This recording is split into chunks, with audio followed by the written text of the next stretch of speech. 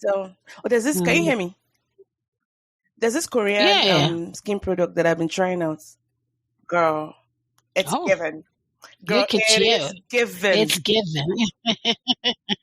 Given. It Oh, is what are you supposed to given. give? But I decided to use myself.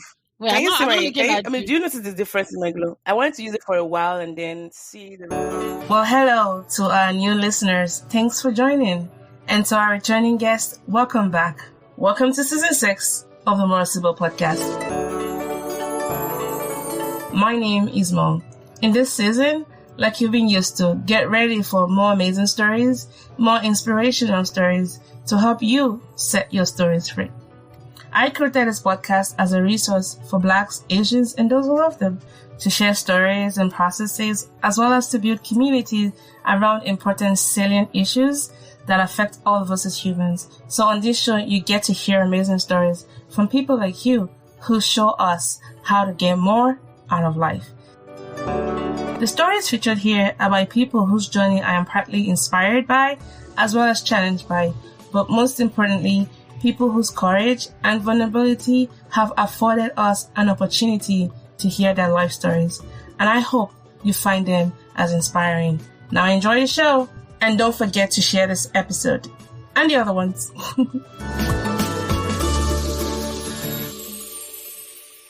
Okay, so let's get into it. Welcome back to the podcast. And this is Mo. For those joining us for the first time, welcome. And to our OG from Day X, welcome back.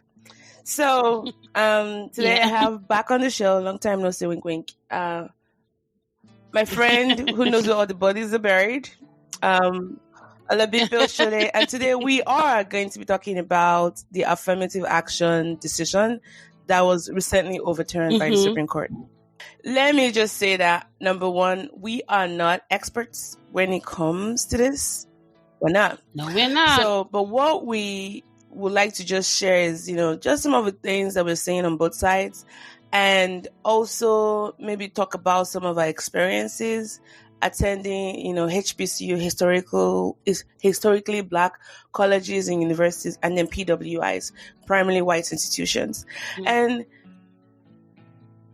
the more I looked into both sides, because Twitter has been on fire, even Reddit has been on fire, people are, when you have issues like this, you see people just going on both sides. I'm more in the middle, and I'll explain why. As you get to listen to this episode, you understand why. But Bingbe is going to serve as our audience surrogate, where I would share some of the things I found, and then she would just react to them, and also provide some of her experiences, because she's had more experience attending predominantly Black institutions than I have. I've never attended one. I mean, I guess Nigerian schools count as that, but. No, it's the American system. We're limited to the American system. Right. All right.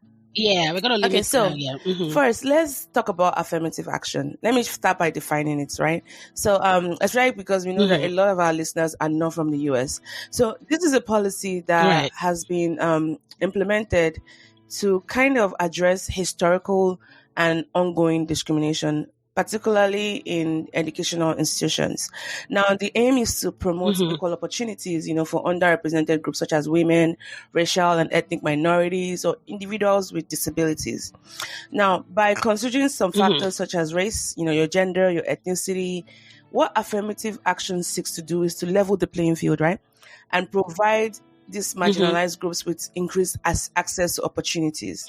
Now, of course, this policy has generated extensive debate due to, its historical landscape. Now, let's start with some of the history. Did you know that it was president, especially when it comes to the U.S.? Now, some other countries have different variants of it. But when it comes to the U.S., the President Robert Kennedy, in 1961, he actually signed an executive order called 10925, which, issued a provision that government contractors should take affirmative action to ensure, and I'm quoting it verbatim, that applicants are employed and employees are treated during employment without regard to their race, creed, color, or national origin. Now, this was really to affirm the government's commitment to equal opportunity and to also strengthen efforts to realize this true opportunity. And then 4 years later, LBJ, prohibited employment discrimination based on race, color, religion, and national origin. And, there's what SP1, there's SP2. The SP1 was one that was in the University of California, which, the University of California came out and said they will not use race, religion, or sex or color as a criteria for admission to university for any program of study. And then there's so many, but the one I really, really remember, which was kind of very close to home for me, was the Fisher case versus University of Texas. So in 2013, there's this girl called Abigail Fisher. She wasn't quite, so I attended University of Texas at Austin. Texas is predominantly white, but then Austin is kind of like a bubble. Even though, there were mostly white students on campus, but we had a lot of international foreign students. And this Fisher girl, she was one of the students while I was there. In 2013, she actually went against the school to say that she was discriminated against her race for being white. Yeah. What? There's a Fisher versus University of Texas. Now, it went to the Supreme Court, and they reaffirmed, that there's the importance of diversity in higher education, but they sent the case back to the lower courts for further review. And the decision actually started a sequence of events to cause strict scrutiny for affirmative and policies, action policies. Yeah. And then fast forward 3 years from there, there was also another case, but then it was still almost like a continuation of a case, right? And what the court really just said that, the university is right, but they put a clause there that they have to make sure they're reviewing those policies on a periodic, basis. Now, the assumption, there are two sides of the story. Some might say that, well, many unqualified blacks, I'm not agreeing with the law of the sentence. I'm just saying what the nuances are. Yes, many unqualified blacks have occupied positions in universities or taking spots that belong to other people just because of their race. Some will say the risk that Asians have been deprived of those opportunities, even though they are more than qualified, just to give that spot to unqualified black people, right? And I think I'm going to pause you a little bit and just, I know you've been in this country longer than I have. Maybe let's start with contrasting your experience when you attended the historically black college or university versus when you also transitioned to a predominantly white institution.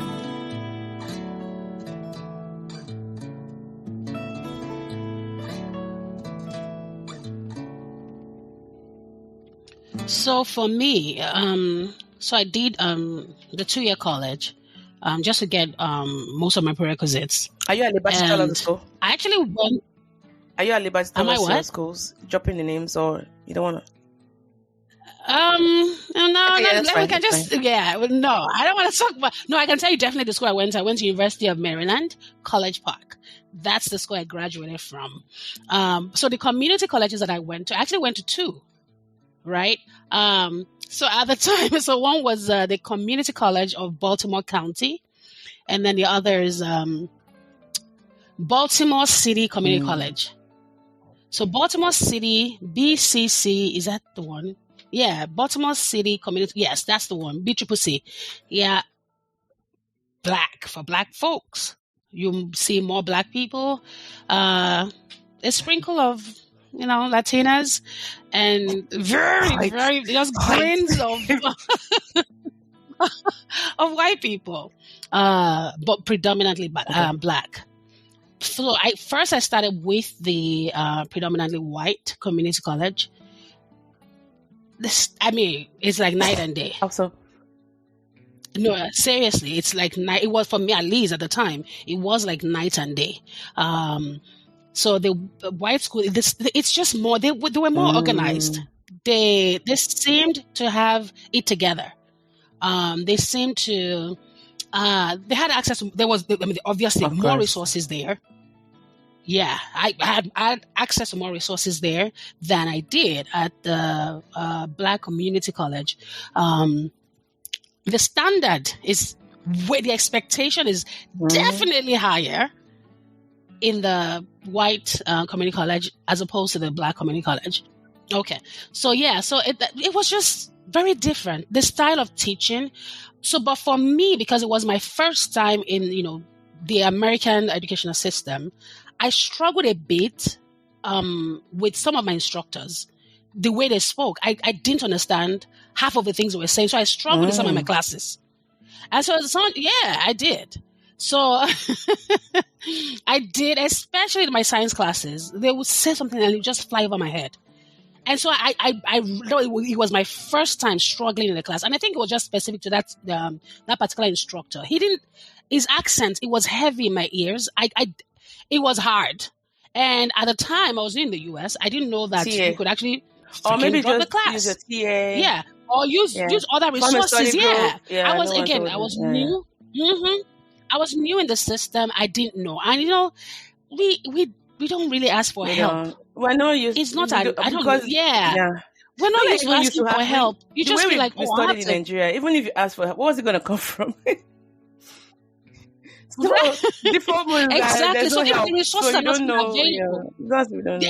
You just have to figure it out on your own and just do it. So that was the mindset I had. The first community college I went to, I really enjoyed it. And the instructors were eventually I got to know what the system is about. But when I transitioned to, like, just go to the BCCC. Your class, the classes are easier. That was the vibe I got around the time. Like, just go there, get your classes, and just leave. All you need to do is just get through your prerequisites. Mind you, I've done majority of my prerequisites at the white college. It was just that one class I struggled with. I think, what class was it? I can't remember. What, microbiology or some other class? I can't remember. Anywho, transitioned to this the white other school. It was the black school. It was so like you went from the white college to a predominantly black college, a white community college to black community predominantly black community college. And there were resources and all that, but it was just the distraction was more over there. I don't know how or why, but I felt more at home. Actually, I'm not going to lie. I felt more at home there than I did at the other school. I just didn't like that. It was standard was not as, I don't know how to, I'm trying to, to be delicate with this response. But let's just leave it at it was like night and day. I can tell you categorically that the administrative, section of the white community college, they had their shit together, as opposed to they had their act together, as opposed to the black. So when you talk about these kind of things, is it not even still supporting the argument that a lot of the schools, because you know how schools are done in the US, it's public funding and where they are located. So you find a lot of these community colleges is like predominantly in areas that are not well. Talk about that. Yes, that's another issue I was going to bring up, because for me, I was constantly spooked because this school was in an area where, my goodness, people that I didn't want to associate with, people got their tires were slashed. They didn't have enough parking. No. I couldn't. There was a class I signed up for. I didn't realize that that's a part of a town that school was in. So I dropped out of that classroom. I said, "There's no way." Well, it was winter time, so it got dark quickly. It was maybe from 5 to 7 or something. I said, "There's no way, before somebody come and slash my tires and then come and carry me and go and I was not going to." So they didn't have enough parking. Like I said, resources were limited in that school as opposed to that school. Now, I don't know if the white school had been there longer, and they kept expanding. It looks like they're going to, eventually become like a university, because the community college is that big. And they keep expanding. But this other school, they have limited space to expand to. So no parking. You had to pay for parking. The other school, you had free parking. It was interesting. And eventually I transferred to a four-year college, and it was predominantly white as well. And so it was the same thing that carried over there. But because I had experience of the community college, it wasn't as bad. But I stuck out like a sore thumb everywhere. I stuck out so much. I didn't enjoy the school that much. That's exactly the problem I see. Like, I don't know. I don't know what the perfect solution would be, because even when we say we want to diversify, diversity has to be done in such, and who gets to decide what diversity means? You know what I mean? Because the stress you get for being the minority in a space, my goodness, people don't talk about that. Yeah. Even if you go there with all of your merits, the stress you go through. So it's like, it's very stressful. Like I was in the but so here's the thing. I would rather be in that school though than be in a black school. Yeah. I didn't go to a 4-year predominantly black university. I went to a community college, right? So then I transitioned to a 4-year college that is, predominantly white. I would rather be in that white school, as uncomfortable as I was, because there were more resources, like I said. So what if we make black schools like we put them apart, funded it well? Again, I think it would work. Then I feel I will be more comfortable in that space. But for me, I didn't go to that school, but I just what I heard and what you see online and you see in, just when you watch videos of certain schools, you go to class, you're under pressure to always dress up. You're under pressure to make sure that your hair is on point, your clothing are on point, what you're wearing. Yeah, the black schools, there's a pressure to always represent. Like if you don't dress well, there's this show on is it Netflix? White people or something. Dear White People, yeah. Can you imagine if I went to that kind of school? But that's super fictional. Okay. Yeah, well, I know, but most black schools are like that. Let me tell you, they are very particular about how you look. If you don't dress well, so there's that pressure to schools, churches, Well, yeah, you're right. Yeah. And I don't mind dressing up. Because I like looking good is good business. But if you have to do that in an academic environment all the time, it takes away. On the other hand, I saw a lot of slouchy, dirty people in class. I was like, my God, what if someone says that you shouldn't let that environment kind of force you into conforming? Like it was more of a suggestion, not that they were forcing you to dress. That could be like an essay and arguing that. No, but they could say that, but you don't live in a bubble. You're going to interact with people. Yeah. So I think it's more of it's a personal thing. I like to dress up. So I don't have a problem dressing up to go to spaces, even when I go to the grocery store, because you never know who you're going to run into. It's kind of like when you want to wear always on your way out of the house, make sure you're wearing good pants and bra, because you never know when. You never know. It's the most common thing. Like, what if you get into a crash and then the EMT wants to and then they have to strip you. Make sure they're matching. Is that what I'm saying?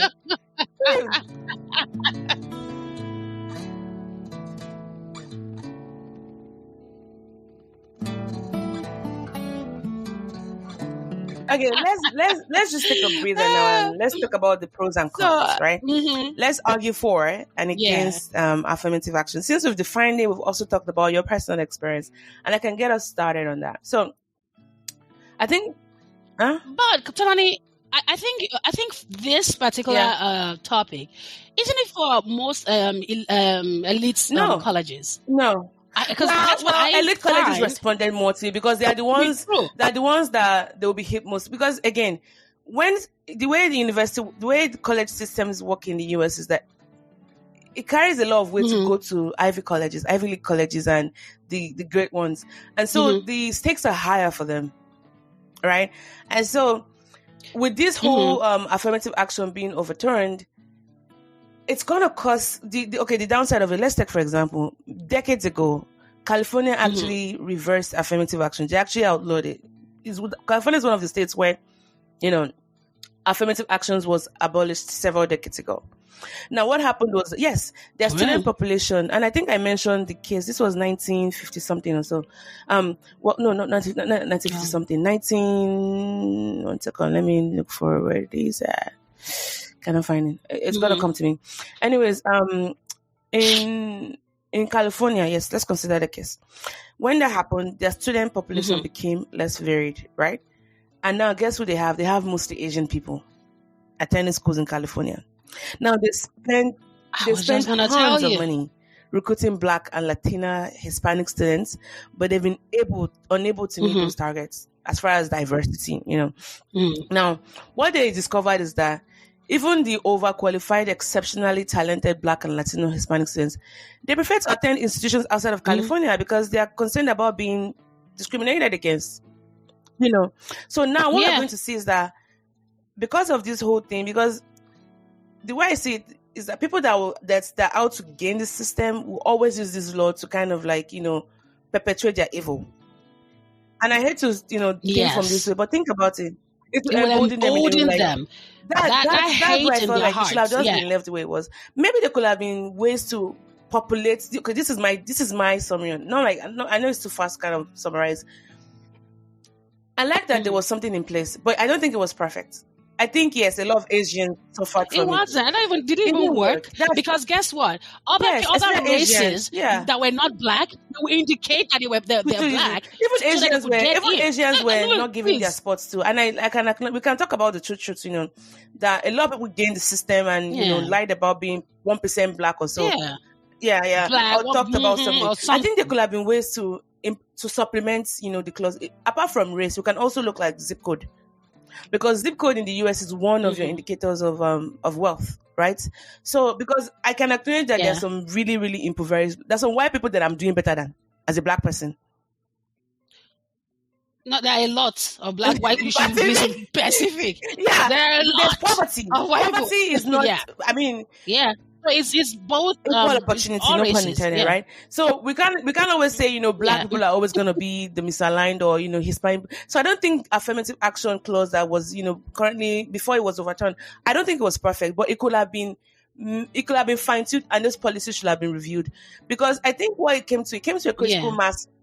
They shouldn't have left it as what it was. To the other way, it's like because but not the taking fear it is that entirely. now colleges will be having predominantly homogeneous group, and they will have to keep exploring alternative methods to promote diversity, because guess what, what they had in place with affirmative action now, even imagine the workplace forced people at least to make exactly. Let's bring it to the workplace. Let's bring it to the workplace. Let's bring it to the workplace. Girl, you know my story. Girl. My God. Girl. So at this whole, I feel that some people will not try if systems are not put in place to force them to do certain things. They won't try. They will not try. Yeah. So there are government contracts that my company will not. They will not be given if they do not have a certain percentage of they call them DBE.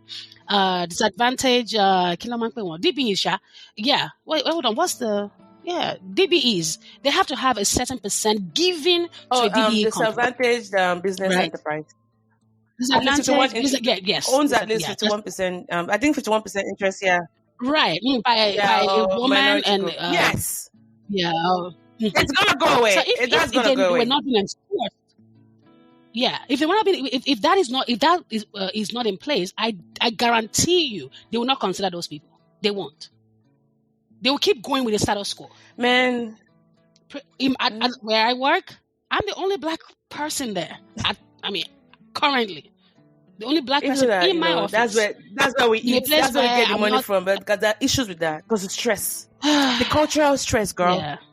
The stress is not. It's just it's stressful. But also, I don't want to work in a place. No, where I'm not just saying. Black people. Let's even because I've come to realize that as a Nigerian, even this color thing, it confuses me sometimes, because I never used to think in colors. No, your video is not out. Just so you know. Hold on. I never used to think in colors. So I think there has to be more to it than just color. I would like that. I would just like more representation. I'm not always. I don't know. I don't want to say I'm not always comfortable in white spaces, but there's a way it just makes you feel. No, but it's not just like that. No, there's just something about being in a space where you feel like you have to keep explaining yourself all the time. That's what I don't like. That's what stresses me out. It's not about the color. It's the fact that the onus is on me to keep teaching you about this cultural, all the time, norms or even etiquette. And why is the onus on me to be the teacher all the time? And I have to conform and adjust and smile to disarm the tension. That is what gives me stress. Mm-hmm. Let me tell you, the last place I worked, mind you, Christian organization, They cater to women who have experienced domestic violence, all white people who have never experienced this thing. Let me not say they haven't. Some of them have. And the last job that I had, this was just right there when COVID was still, it was still a thing. I mean, it's still a thing, but before they come for us. I know COVID is still a thing. You should be careful out there. Wash your hands. Do the needful. Anyway, a Christian organization that caters to women who have been abused. And they were actively, quote unquote, looking for a black person. Because guess what? The population they provide service for are black people. Very rarely will you find a white person in that program. Very rarely. And then you have women who cannot identify with the struggles of these women, helping them out. It was a disaster. So, and then here I come into the program because we were so excited. Finally, they have a black person on board. It was so much pressure, Tolani. Mind you, I've worked in this field for a very long time, but I got there. I was like, my goodness, the spotlights were on me. I had to give a disclaimer. I said, look, I'm not here to help you understand black people. I'm here as you are here to work, right? I'm going to give my best, but I'm just one person. And first of all, I'm African. I'm not African American. I had to, start defining. It was so uncomfortable. These expectations. Oh, why are they doing that? How am I supposed to know? I cannot speak for all black people. It was, yeah. So it's, and then even with my hand gestures when I talk, I had to then start minimizing some things because they felt threatened by certain things, my voice or my tone. I'm just like, right now we're having a conversation, right? They would suddenly I'm talking and then they would think that I'm fighting them. And I'm like, I'm not loud. I'm Nigerian. I'm fighting you. Right. Let me tell you, the one that finally broke the camel's back, right? The straw, that last straw. We were in a meeting. The executive director comes into this meeting. She had no business being in that meeting. Comes into the meeting, decides to sit beside me. Mind you, it's not the first time she's heard me speak in meetings. And what we're talking about was it was a sensitive conversation. And of course, when I'm talking, I emphasize words. Like I do right now. Yeah, you've heard me speak. Right. And so, you know what? I don't want to call her what she is. What she told me, she said, Olabimpe, I should lower my volume or something. No, girl, she didn't. I turned to her. In front of everybody? She did in front of everybody else. Everybody. It was in a meeting. She stopped me right in the middle of my speech. Mind you, I allowed everyone else to talk. I didn't really want to talk, but like, oh, Olabimpe, can you come? Because we know that, So I was like, oh God, here we go. So now I'm voicing my opinion.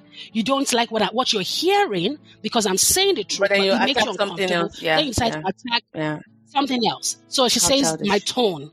So I looked at her like, what do you mean my tone? Then I raised my tone to show her the difference. I said, you mean like this?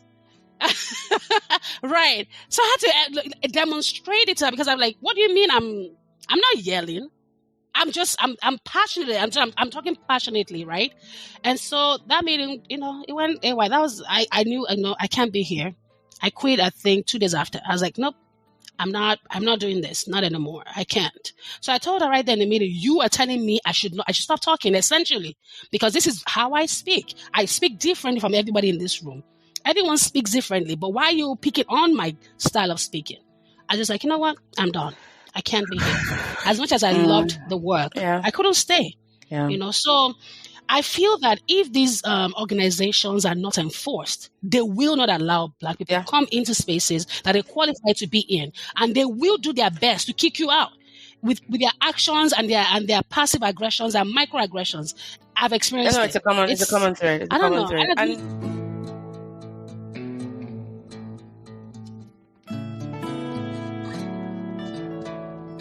The year was 1996, by the way. I forgot. The one with California.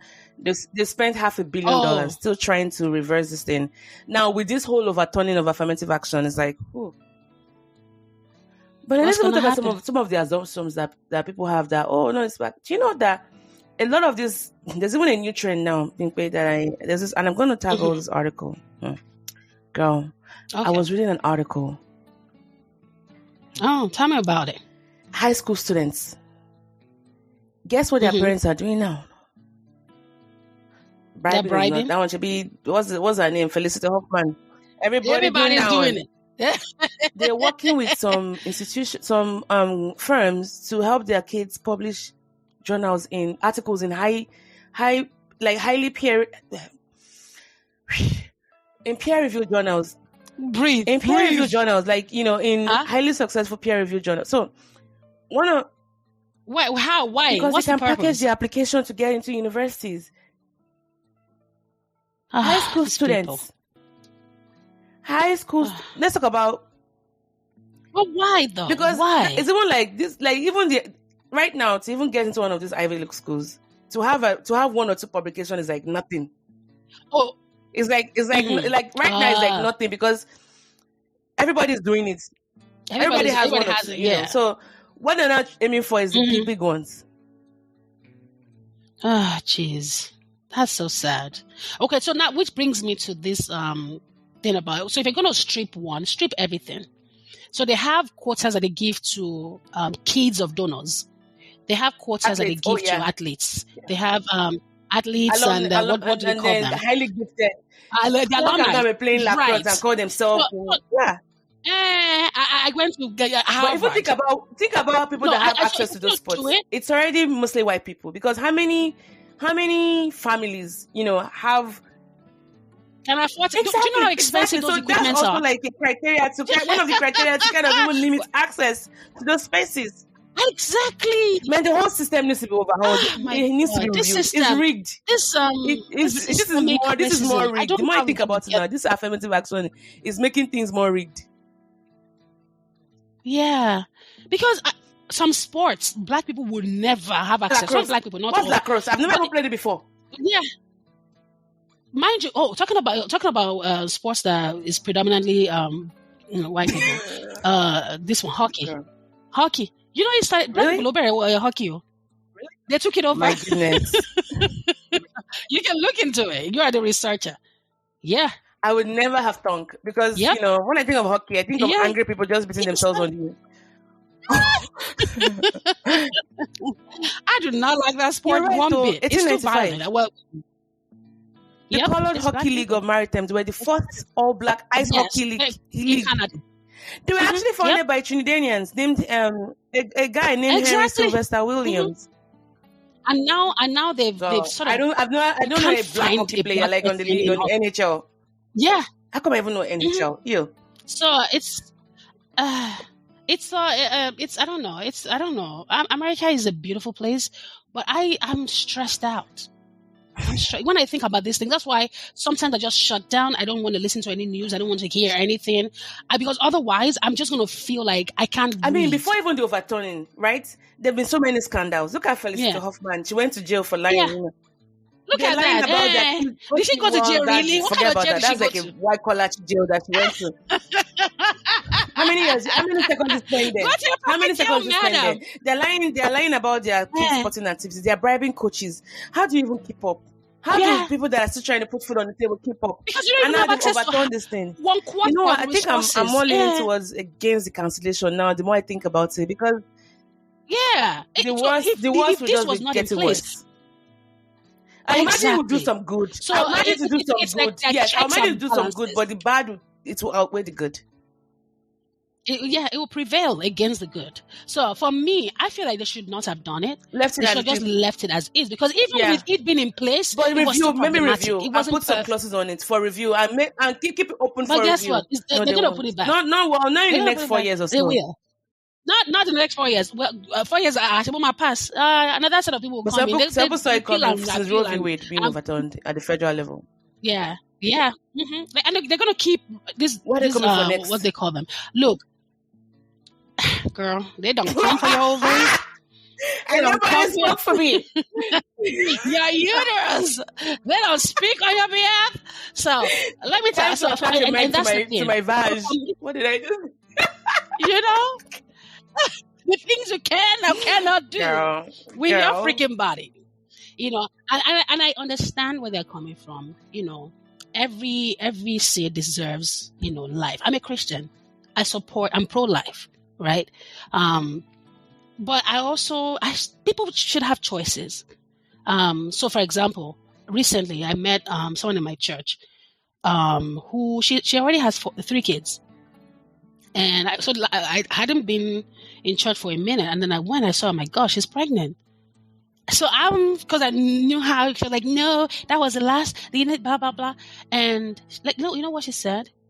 If she found out on time, she would have taken it, because they can't afford it. They can't afford it. And she said, if by mistake she gets pregnant, she's going to take it out. She doesn't care. And this is someone who's married, who's a Christian. She is an accountant. So it's not as if she's even if whatever about low life. Like, I don't like to, but I get what you mean. Yeah. But so, I don't know. It's a whole and I'm a Christian. But look, it's between them and God. Why are you playing God in people's lives? I felt. Look, I work in social services. I work in social services, and I see how it turns out for kids who do not have proper parents. It's sad. Already when it was in place. So why are you gonna? Yeah, it's when it was already in place. Yeah. Right? Oh my God! You can't want to force your opinion or your agenda on people.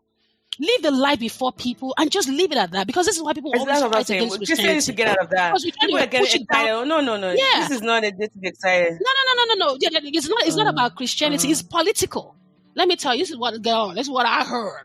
That the real reason that they decided to do that is because Latinos and Black people by 2050 or so, Hispanic population will outgrow. They say white people and all of my abortion.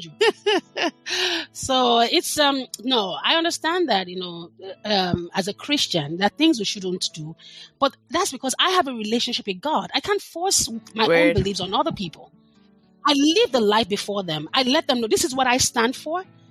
But I'm not going to force you to. I welcome you to it. I would love for you to join me on this journey, but I can't force you. And then there are social issues. Why am I imposing? Yeah. I mean, of course, there are Islamic countries that they enforce their opinion. It's political for me. Yeah. It is. It's that is not purely because I love God. Because these people are idiots. They don't really love God. But if you search deep, they don't love God. They don't. It's just trying to use it to manipulate other people. As we round off, let's maybe run through some of the pros and cons. Because when I started this episode with you, I talked about being kind of in the middle ground, but I think I've swayed a little bit towards for something in place. Now, whether it's called affirmative action, but there needs to be something in place too. Because we're talking about, when people say, oh yeah, pull yourself up by the bootstraps. Some people don't even have shoes. And they've been historical injustices against some communities. They don't even have the opportunity to present themselves, to show that they are qualified. Yeah. I think, man, I see the panic on the other side of the conversation because it holds people accountable. Because the promise is that this perfect. country is egalitarian and equitable. It's not. Especially for minoritized groups. It's not. So this right now puts... Because people will still find ways to manipulate the system. Now it's like, I can be brazen about it. Yeah. Right. Look at what happened when Trump was in power. Girl, let's go there because we're talking about this topic. Look at how emboldened those people were. People that they crawled out of their swamps from under the rocks. Yes, they crawled out and that's what happens when evil is in place. People who were shy about it or they were whispering before them, and now they have a voice. This government backing them. Like, go ahead. It's just, for me, it needs to be in place. It needs to be. And guess what? We actually have it in Nigeria too, where there's some schools that certain groups of people, they have quotas. If you're from Badagry or whatever, you get admission to LASU before other people who are qualified. And then their cutoff mark is so low, they have low expectations for these people. So, I mean, in my mind, they come in not super qualified. How do they then sustain it? How do they sustain? Because they are academic rigors. How are they able to keep up? I have no idea. So I feel that these big corporations, these big schools, they need to have a system that checks them. Otherwise, they're not going to, because they don't like to be uncomfortable. They want to only have people who look like them, who talk like them, who act like them. So when somebody else comes into the room and then they're speaking differently or they're opposing their ideas, they don't like it. But if there's a system in place that allows those people into the, because we need access and to those those stakes are higher though, opportunities. because the university, and this is why college is important, because it also dictates the marketplace, right? Job Exactly. and your network, because when you're going to schools here in the US, what you're buying is social network. Is why Harvard alumni, they have access to, a lot of great jobs. So if you are being precluded from those spaces, what's it going to do to even the workplace? Exactly. And so, and the people, if you find that, as much as they're saying, oh, are you trying to tell me that we don't have smart Black people who can be, in California, even the highly qualified Black and Latinos, they will rather go to less competitive community schools. Let's just wrap it up with some let's wrap it up with implications, the pros and cons, right?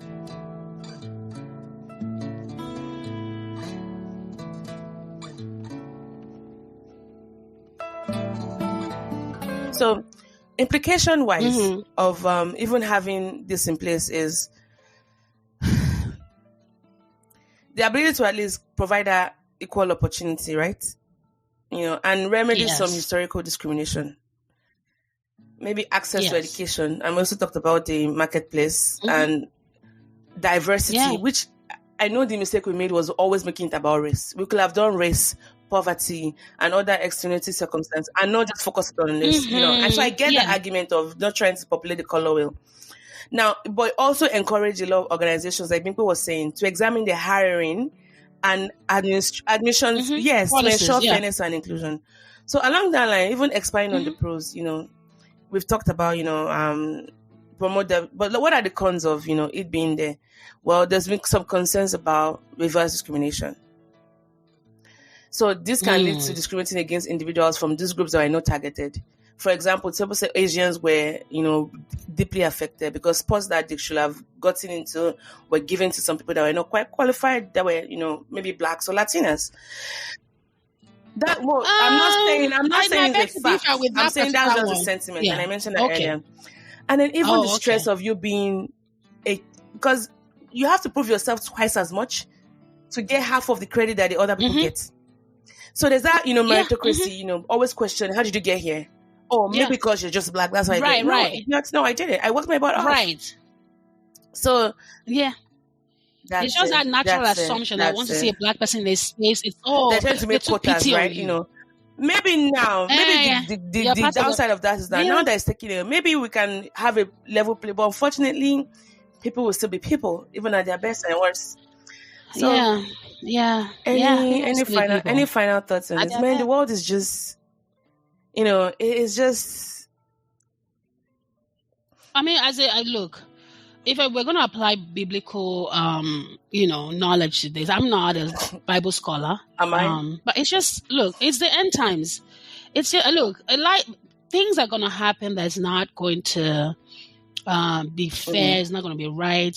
It's just, we just hope that, there's enough balance that we're not caught up with those numbers and the statistics of people who were badly affected by the by system.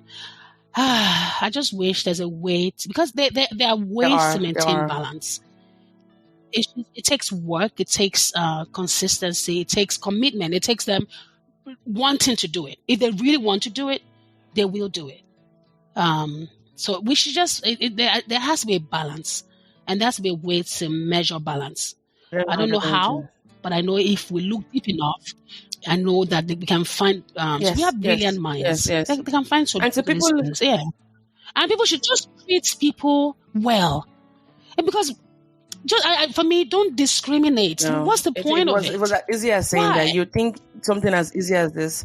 And I just want to even encourage people like us, who are in spaces where they don't feel like they belong. Not because you don't qualify, but people around you, they make you feel like, what are you doing here? Please keep doing your thing. There's nothing like doing the good work. Now, don't be exposed. There's a lot of stress it puts on you, a toll it takes on your body. When you're in those spaces, don't try to fight. Yeah. Sometimes just leave. Leaving is better. It doesn't mean like you're put your head down. Just leave. Yeah, just leave because sometimes you can't just start taking up because these institutions have been there and they're powered and forward and sponsored by these, evil practices. You cannot win it. People. Yeah. Choose you first and go where you'll be celebrated. But then again, like you said, so I mean, I beg to differ in a way because Girl, no. The Girl, what's the opportunities that opportunity are in your bound. life if you get to work with Without anxiety name, and your heart is doing bish, you and the know what? stress, You know what? and you have to Yeah, keep, yeah. looking behind your You're back, right. and then It's am not I too worth loud? it. Am I too? No. It's not worth it. Yeah, and then you are sleeping on a couch in the common room, and then someone Why are calls you a cop sleeping on the on you couch? Why are you because sleeping on you're the couch black. in the common? They do it all the time. It's a common room for people. Maybe you're you mean studying in and then you school? doze off. Oh, sorry, I thought you meant In at work. schools, I'm yeah. like, why are you sleeping at work? Oh, okay. No, That's why I'm like, why are you would you be fired? Okay. You should lose No. your job. Yeah. Okay. Oh, they call the Yeah. cops on you? Anyway, no. Yes, a few times that's happened in those elite schools. It's just, I don't know. And then so there's a place of the system, and also there's a place of the people. These young people, these young demons that are being groomed to hate on other people. Yeah. Well, I don't know. Happy July. Right. There's that. Happy July. I know. Oh, the beginning of another. I like when we get into Ember months because that's like my jam. Like September, October. Oh, November, December. Ooh. We get in there. I just what is it about those? I like when months? The temperature drops and just a melancholy vibe. Oh, fall. When things die. Yeah. I like things like that.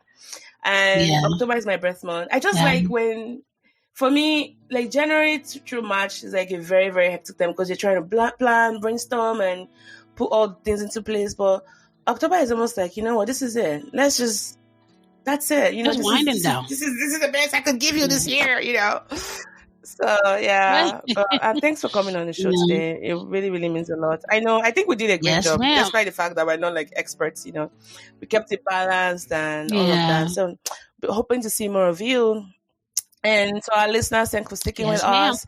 If there are topics you like for us to explore from a plain perspective and just sharing our experiences as well, or otherwise, let us know. This has been the More Sibyl podcast, and I remain your host, More Sibyl. Bye for now. Love ya. Bye. Have a great weekend, girl. I gotta run on this other thingy. Come join us. Enjoy. I never see you on the live shows. No, what I might just join. I just hear you guys talk. I just might. All right, girl. No, let's talk later because I need to decide on a few things. Bye. Oh, yeah, take it easy. I can't leave, so you have to end it. Never been happier. Remove.